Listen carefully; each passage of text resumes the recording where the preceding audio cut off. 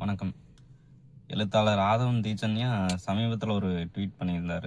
அது வந்து கவிதைன்னு சொல்கிறதா, அல்லது ஒரு தத்துவம்னு சொல்கிறதா, அல்லது ஒரு யதார்த்தத்தோட வெளிப்பாடுன்னு சொல்கிறதானே தெரியல. ஏன்னா சும்மா ஒரு 2 வரி என்னென்னு பார்த்தீங்கன்னா, போர்க்களம் எங்கோ இல்லை, நமது வீட்டு அடுப்படி வரை நீண்டுள்ளது அப்படின்னு சும்மா ஒரு 2 வரியில் முடிச்சிருப்பார். அது நீங்கள் படித்து பார்த்தீங்கன்னா அதில் இருக்கிற ஒரு மிகப்பெரிய உண்மை இப்போ எல்லா நாடுகளிலும் நடந்துட்டுருக்குது. என்னென்னு பார்த்தீங்கன்னா, ஈரான் மேலே வந்து அமெரிக்கா, இஸ்ரேல் சேர்ந்து போர் தொடுக்கிறாங்க. பதிலுக்கு ஈரானும் அடிக்கிறாங்க. இப்படி அடித்து கிட்டத்தட்ட 2 வாரம் ஆயிடுச்சு. அதில் வந்து பார்த்திங்கன்னா, ஈரானோட தலைவர், உச்சபட்ச தலைவர் சையதுல்லா அலி காமேனி வந்து கொல்லப்படுறாரு. இப்போ வந்து அவரோட சன்னு அந்த பொறுப்புக்கு வந்துட்டாங்கன்னு சொல்லிட்டு அதிகாரப்பூர்வமாக அறிவிக்கிறாங்க. அதில் ஆதவன் தீட்சண்யா அவர்கள் போட்டிருந்த அந்த ட்வீட் தான் இப்போ வரைக்குமே எனக்கு வந்து ரொம்ப என்னென்னா, இப்போ அந்த போர் நினச்சி பாருங்களேன். போர்னா என்ன நம்ம அப்பா அம்மாங்களுக்கெல்லாம் தெரியாது. அது எங்கேயோ நடக்குது அப்படி தான் நினச்சிட்டு இருப்போம். நம்மளும் அதே மாதிரி தான் நினச்சிருப்போம். அது எங்கேயோ நடக்குது, நமக்கெல்லாம் என்ன அப்படின்ட்டு.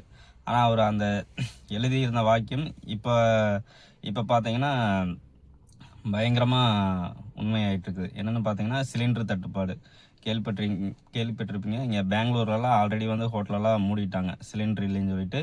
இப்போ சென்னை மாதிரியான மெட்ரோ சிட்டிலையுமே அந்த பாதிப்பு தீவிரமாயிட்டு வருது.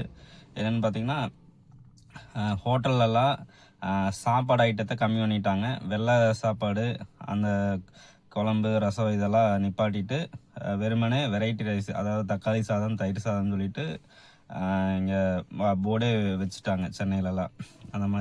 அந்த மாதிரியான ஒரு பாதிப்பு தான் இப்போது எல்லா நாடுகள்லையுமே நிகழ்ந்துட்டு வருது. அது வந்து இப்போ தமிழ்நாட்டில் ரொம்ப தீவிரமாயிட்டு வருது.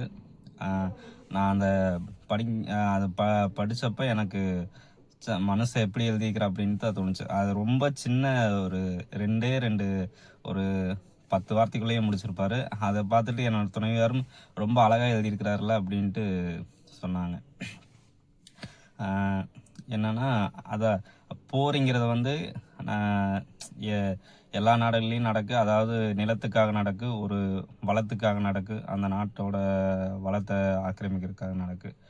அப்படி இல்லாமல் போருங்கிறது வந்து எங்கே நடந்தாலுமே அதுக்கு வந்து நம்ம வாய்ஸ் அவுட் பண்ணணும், கண்டிப்பாக குரல் கொடுக்கணும். இல்லைன்னா அதை வந்து நம்ம வீட்டு அடுப்படி வரைக்குமே வந்துடும். அப்படிங்கிறத நான் அவர் எழுதியிருந்த கவிதையை நான் பார்க்குறேன். நன்றி.